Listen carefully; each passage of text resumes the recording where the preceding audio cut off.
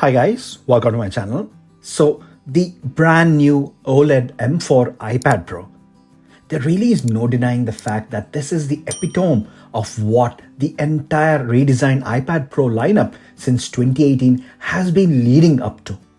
An impossibly thin device packing incredible power combined with cutting edge display. This iPad really is technological advancement at its finest, and you have to commend Apple for really coming up with something this incredible. But all of this comes at a cost, especially when you consider the fact that you can pretty much get about 90% of that entire iPad experience for nearly half the price. I'm reserving that 10% for that gorgeous Tandem OLED display and 120Hz refresh rate, guys.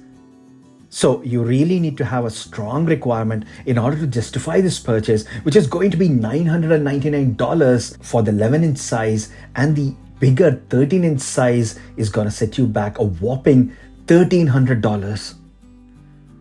So let's talk about that strong requirement a bit. First, the display. See, we all knew beforehand the iPad Pro models were getting OLED screens, but Apple usually puts their own spin on things to provide an even better user experience when they add these new features. And the same thing happened here. The result of it is this over-engineered, industry-first, totally cool tech which powers the OLED screen on the iPad Pro. What we get here is dual-layer tandem OLED display which gives incredible contrast and amazing brightness for an OLED panel. And when you compare that with standard LCD panels which Apple uses on other iPads, it surely stands out without a doubt. But the difference is quite dramatic only under certain lighting conditions, and that too with certain scenes. See, under even dim lighting like this, scenes which are brightly lit, you don't see that big difference. But if the lighting is further reduced and you are watching content which is dimly lit and has a lot of dark scenes, then this is where the OLED iPad Pro totally shines. The blacks on the other LCD panels looks as if someone has shined a grey light on top. Whereas on the OLED display, it's pure jet black. Now, this tandem OLED arrangement also increases the peak brightness for SDR content, which is at an amazing 1000 nits instead of 600 nits on the old one. And in direct sunlight, you can certainly see the benefits. Here it is in comparison with my M2 iPad Pro, which has got a standard LCD panel. And for HDR content, this peak brightness goes up to 1600 nits, which is incredible. So if you are a digital artist and color correction and representation is of utmost importance for your workflow, then surely this iPad is for you.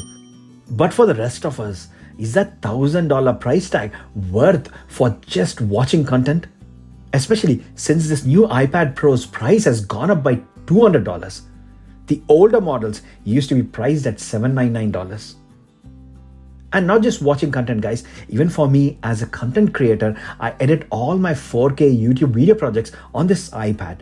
Yes, even the one which you're watching now is edited on an iPad, and even for that, iPads with M1 or the 10th generation iPad will work fine. So that begs the question, are you willing to pay $1,000 or £1,000 for an OLED display where you can still get a decent iPad with a decent screen for about $599, which is in the form of iPad Air? And if it's just for consuming content which you're after, then you can even go further down the line and get that entry-level $349 iPad 10th generation. That's like a whole $650 cheaper. Actually, for the price of an iPad Pro, you can easily get a 10th generation iPad for your kid and an iPad Air for yourself, or 3 10th gen iPads. Gosh, that really makes the iPad Pro look very, very expensive. Let's talk about that processor. Again, a huge leap here. Apple skipped an entire generation. This iPad Pro features Apple's brand new M4 processor, which is blazing fast, and this did not even feature in their MacBooks first. This incredible processor will ensure that your iPad will keep running for years to come. But guys, again, iPads, especially the Pro lineup, never had any dearth of power. Even when they featured the A series chips, they never felt laggy or slow.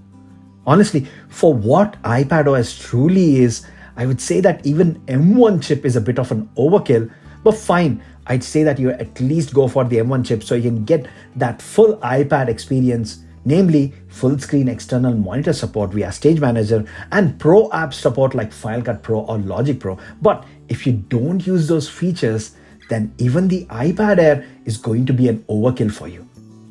So again, it's amazing to have a blazing next-gen processor under the hood, but I seriously doubt if iPadOS will ever evolve enough to take full advantage of all that raw power.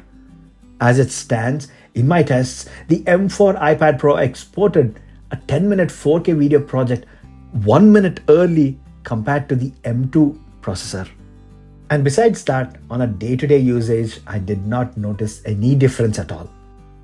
However, I do need to acknowledge that niche user group, as someone from my comments pointed out about that sustained performance when using resource-intensive tasks or intensive online gaming. But guys, if your requirements are that intense, then you have to go to the top tier.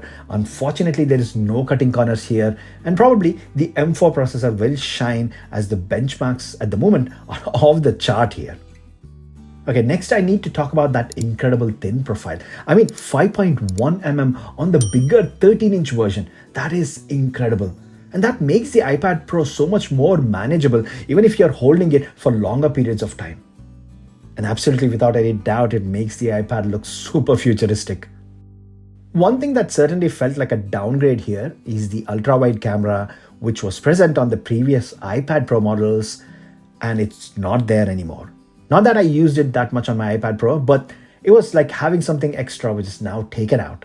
And if spatial video does kick off in a big way, like how Apple wants it to, then this new iPad Pro will not capture those type of videos, but the ones before it can do. It's an odd choice here. Apple should have kept that second lens, which even though it was not that important again, but that was the signature physical feature that differentiated the Pros and other iPad models. We lose something, but we do gain something else as well, which is storage.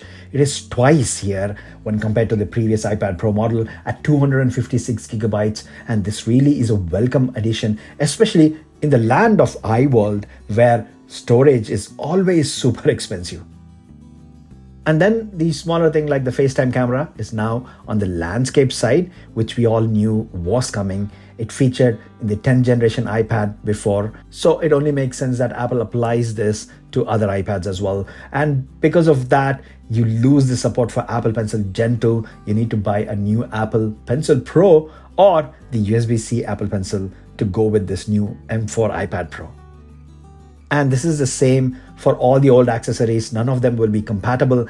You have to buy cases and accessories specifically designed for the M4 iPad Pro, as the magnetic arrangement and even the dimensions of this iPad is completely different to the old iPad Pro models.